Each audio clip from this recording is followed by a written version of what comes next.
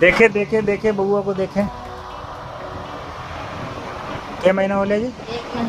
1 महीना पूरा हो गया, 30 दिन।